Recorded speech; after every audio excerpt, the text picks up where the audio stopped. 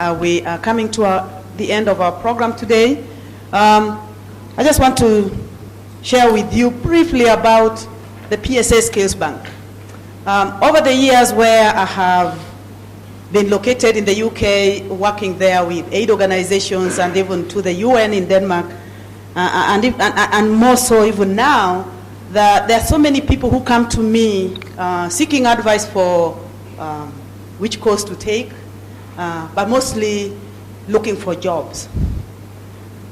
Many of them are located here, and what they're always told is that they don't have the experience. I keep on asking, who was born with experience? Did you just pop out of your mommy's tummy with experience in logistics supply chain? Or do we not need to give these people a chance? And how do we do that? Now, that is one group. Perhaps those who have no experience, have just graduated and are looking for a platform to test the theories from the classroom as we prepare them to move to the workplace. But there's the group that is here who I know very well, have either done supply chain, have masters in supply chain, have been working in supply chain, but are not considered seasoned enough, are not considered mature enough. And so many organizations in the West also tend to struggle to find the right people in developing countries, and many of them tend to come to me asking me, Pam, can you help us find these people? Or can you help advertise this job on your network? And I struggled a lot, and I said, but why should that be a problem when I know that of all the challenges we have in Africa, education is one thing that we hold so dearly, and we have so many who are educated, who have the knowledge, they only need the space to be able to practice. And so why should it be difficult to find the right people? Now, you all know that there is a move or a shift in development models where the focus has moved from the Millennium Development Goals to sustainable development. And real sustainability will only happen from the grassroots. When we take charge of our affairs and start managing our supply chains by ourselves without waiting for someone to come from outside to tell us how to do things.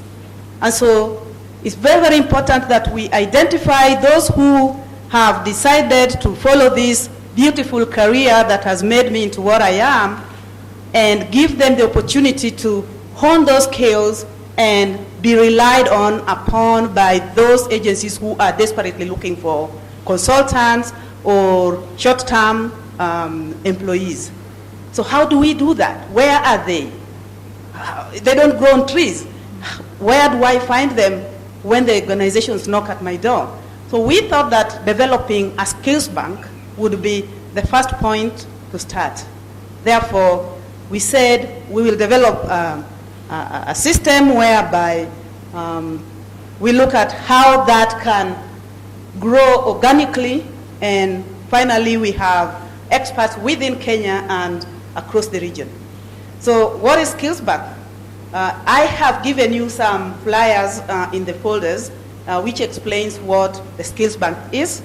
And the Skillsbank is basically for you, where as practitioners you will be registering to a database, and when you register to the database, you will blow your trumpet and tell us how skilled and smart you are, but we'll also say, hello, you can do that, but we want to test that, because by the time we are putting your name forward to any agency, we want to make sure that we are giving them people who will hit the ground running. So what we would do is to take you through competence skills assessment on tactical and strategic level, and then group you according to where you fit. And then with that, we'll also be able to identify your skills gap. And those skills gap will be bridged to make sure that you are ready at any time we are called upon to provide someone to help in whichever area. But I'm a product of mentoring. I would not be where I am without good mentorship. I met a British practitioner, former Crown Agents Director here in East Africa, years back during the East Africa community. He found me working in Oxfam in the region a few years ago, 20 years ago, and went back to headquarters and said to those people, She's doing wonders there. If you can bring that lady over, you will perhaps improve things even better. And I went to Oxford, and when this consultant came to the office, he told me he will mentor me. And Christopher mentored me until 2 weeks to his death. He died of cancer of the pancreas. But without his mentorship, I would not be who I am today. Every time I take the stage, I pay tribute to him. Every time I come across a supply chain challenge, I always stop and ask, what would Christopher do? And I've been able to remember the value of mentorship. So when we bring you into our database, we also want to attach you to people who can share their knowledge, some buddies who don't have to even be supply chain experts, but people who are willing to share their knowledge and experience, and hopefully that these people will be global diasporans in the international world, and be able to link you to them and share their knowledge with you. But this, to come together, will require some investment in order to set up a database, in order to provide this skills assessment, in order to provide you with training to bridge those skills gap, and be able to link you to mentors who will be then managing your personal development.